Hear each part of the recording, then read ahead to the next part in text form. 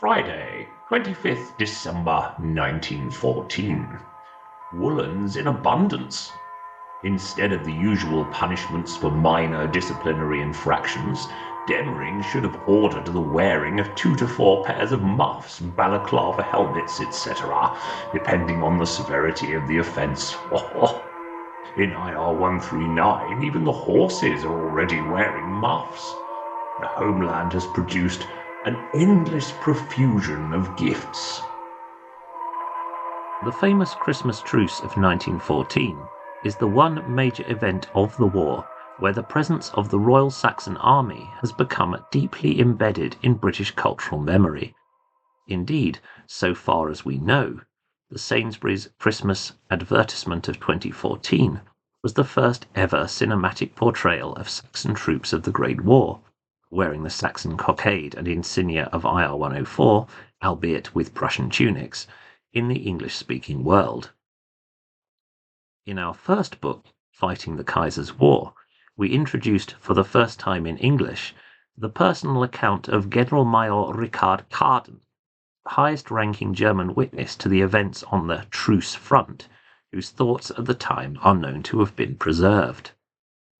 Our source is the Generalmajor's hand-annotated post-war typescript of his wartime private diary, which would subsequently be polished and abridged for publication in his 1933 autobiography In der Alten Armee. This published version eliminates not only much regarding family matters, but also some highly contentious and potentially libelous material on his later conflict with higher command over the use of his troops in the Verdun offensive. However, it does still include his entries on the Christmas Truce, indicating that, at least in 1933, this was not considered controversial in Germany. Richard Kaden was born on 7th March 1862 in Dresden, evidently into a military family. By 1914, his younger brother Alfred would be commanding Feldartillerie Regiment 77 in the same division, with the rank of Oberstleutnant, and all 3 of Richard's sons would be serving as junior officers. Sadly, only one of his sons would survive the war.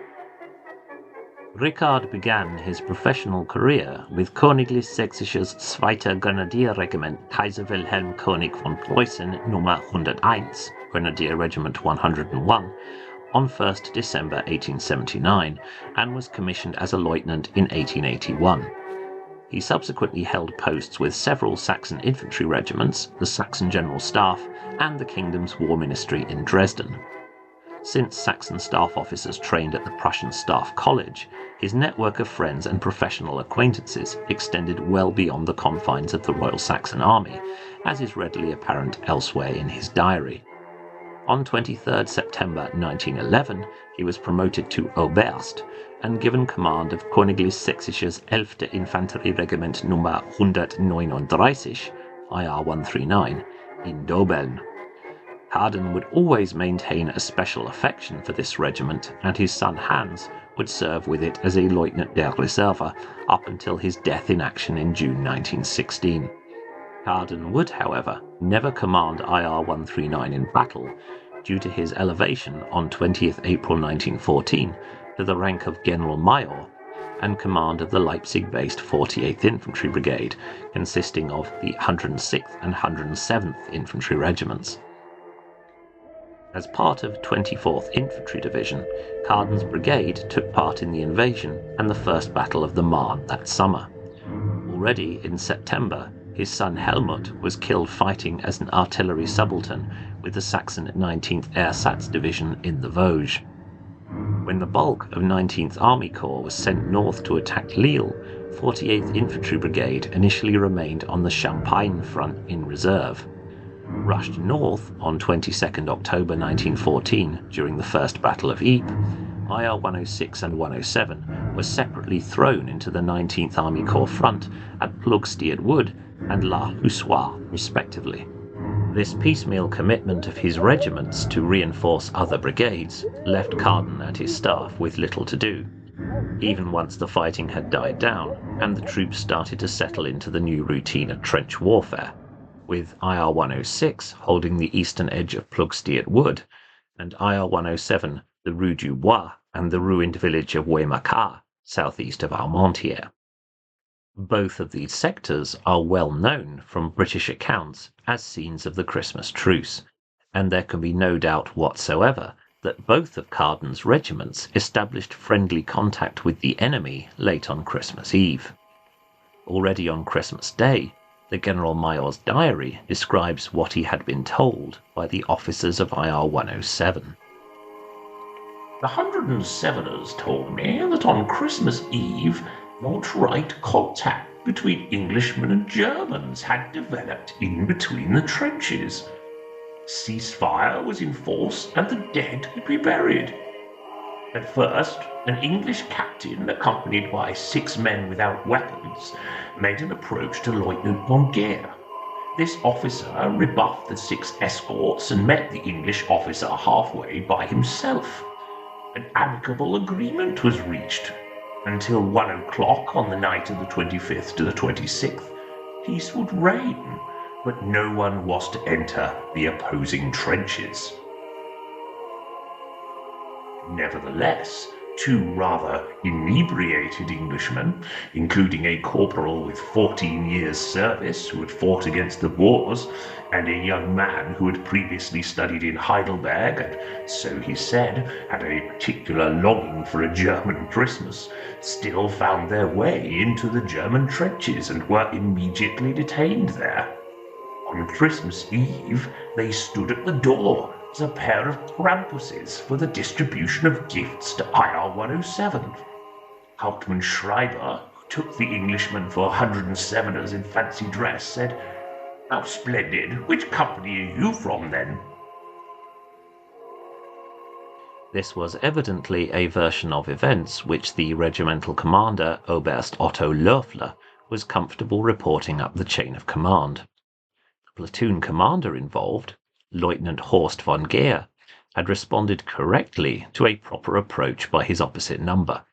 As one might expect, Christmas Truce eyewitnesses usually credit the enemy with making the first move, always much harder to justify militarily than the response to such a move. The British officer was almost certainly Captain R.J. Arms of 1st North Staffordshires, whose own account can be found, among other places, in Brown and Satan's much reprinted and warmly recommended book, Christmas Truce, pages 68 to 69. According to both versions of events, the 2 opposing junior officers formally agreed a perfectly militarily proper local truce for the unquestionably legitimate aim of giving the dead of both sides a proper burial. Evidently, neither Loeffler nor Kaden saw any reason to criticize Lieutenant von Geer's conduct. He would later transfer to the Luftstreitkräfte and die in action as a fighter pilot with Kampfstaffel 26 at Mercy-le-Bas in the Wavre-et-Berne on 17th March 1916. Remarkably, the reference to the captured Tommies, although of course not their attendance at the Christmas party behind the German front for the resting elements of IR-107, can clearly be corroborated from British sources.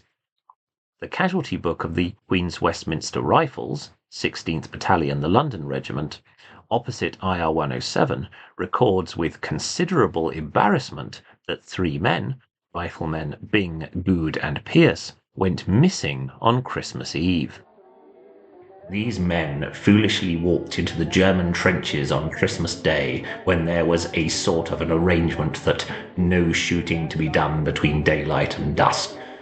Please don't publish this. During the fraternization on Christmas Day, the Saxons subsequently informed the Queen's Westminster Rifles that these 3 men had wandered into the German trenches in a drunken state and been detained, having seen too much of the German defences to be released. The regimental history of IR-107, which unsurprisingly agrees with Kaden that a British officer initiated the truce, refers to the capture on Christmas Eve of 2 successive groups of 4 and 2 Tommies respectively, The other three have likewise been identified as Corporal Thomas Latimer and 2 men of 3rd Battalion, the Rifle Brigade. Generalmajor Kaden makes no mention in his diary of subsequent events in the IR 107 sector, which became probably the largest and longest-lasting hotspot of open Anglo-German fraternization on the entire Western Front. It is hard to imagine how this situation could possibly have been concealed, either from Kaden or from Oberst Loeffler, who issued a regimental order for hostilities to resume at midday on Boxing Day, possibly more to cover his own back than with any expectation or desire producing any meaningful effect at the front. Loeffler's order was courteously passed on by a junior officer to 1st North Staffordshire's, and resulted only in a brief and harmless token volley. At this point, something closer to an appearance of normality was restored along most of the front, although the unofficial truce and regular clandestine fraternization persisted well into January in IR 107's leftmost subsector at Rue du Bois, where the lines were closest together. In his next diary entry, dated 27th December, Generalmajor Kaden records what he had heard from IR 106 at Ploegsteert Wood. Hauptmann Schrader of IR 106 reported on the ceasefire, which has also been agreed with the English on 106's regimental front. Few of our fellows had very cautiously put up a candle on the edge of the trench. Then, when this was not shot at, even a small lighted tree, to applause and cheers from the English. 1.2 kilometers behind the trenches in Basseville, Musikmeister Kapitän played Christmas songs, also including Home Sweet Home. The English responded with rapturous applause. Here, too, the dead lying between the lines were buried. It was even possible to take photographs. On Christmas morning, a provisional sector truce had been formally agreed with officers of the Somerset Light Infantry and Rifle Brigade for the purpose of recovering the numerous dead scattered between the edge of the wood and the fortified Saxon position known as the German Birdcage or the Entenschnabel, Duck's Bill, where they had lain since the British attack on 19th of December. The regimental history states that this agreement had the permission of the Generalkommando, that is, Corps HQ, which must surely have been retrospective. A written New Year truce proposal given to the British by IR 106 on 30th December and subsequently preserved in the war diary of 1st Rifle Brigade bears both the signature of the regimental commander, Oberst William Kohl, and a formal statement that it is being offered in the name of the Generalkommando. Regrettably, the British were unable to meet this proposal's very strict conditions in time, and fighting was officially resumed, although at the front both sides understood that a tacit live-and-let-live arrangement would continue to prevail. This official and militarily defensible version of events naturally leaves out the scenes of widespread fraternization which are known to have occurred in the IR 106 sector, as described by numerous eyewitnesses.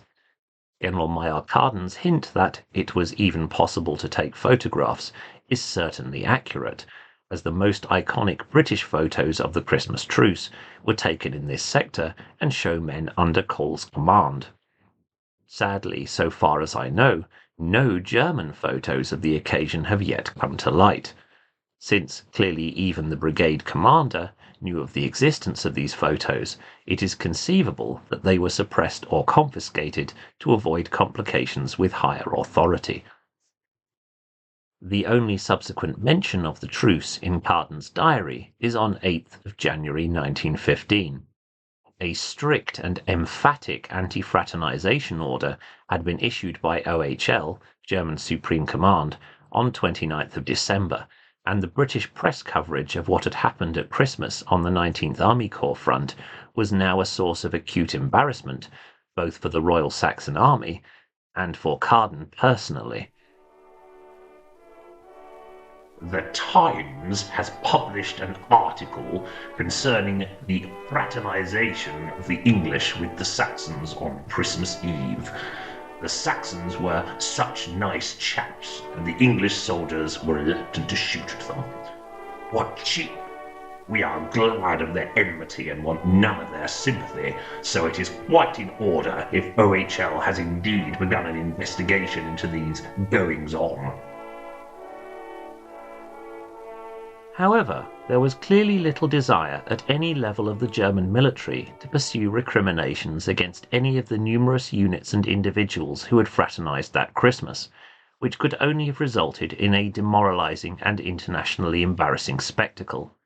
In particular, the British propaganda aim of driving a wedge between the Prussians and the Saxons was surely apparent both to OHL and to the Saxon War Ministry in Dresden. It seems that the situation was managed by granting the appearance of military propriety to what had happened as far as was possible, insisting that the enemy had been first to seek a truce, and making it emphatically clear to officers and men alike that nothing of the kind could possibly be tolerated in future. We have only found one reference to punishments for fraternization within 19th Army Corps. 2 men of Jaeger Battalion 13 on the Corps' extreme right flank near the River Douve, who were punished for open daylight fraternization with the unpleasant task of burying a dead cow. Even this may only have been due to the fact that the offence was wholly unconcealed and took place around New Year, hence after the anti-fraternization order had been passed down to the troops. None of the officers we have mentioned suffered any obvious harm to their careers as a result of these events. Loeffler and Kohl ended the war as divisional and brigade commanders respectively. As recounted in our first book, Kaden himself eventually came to professional grief for an entirely different reason, forced into retirement for criticizing von Falkenhayn's conduct of the Verdun offensive. As for the corps commander who had seemingly signed off on the truce proposal, General der Kavallerie Maximilian von Laffert would be awarded the Prussian Pour le Mérite, the Blue Max, for his leadership in the Battle of the Somme. However, his distinguished career would come to an abrupt end in July 1917, when he suffered a fatal heart attack after the catastrophic defeat of his command at the Battle of Messines.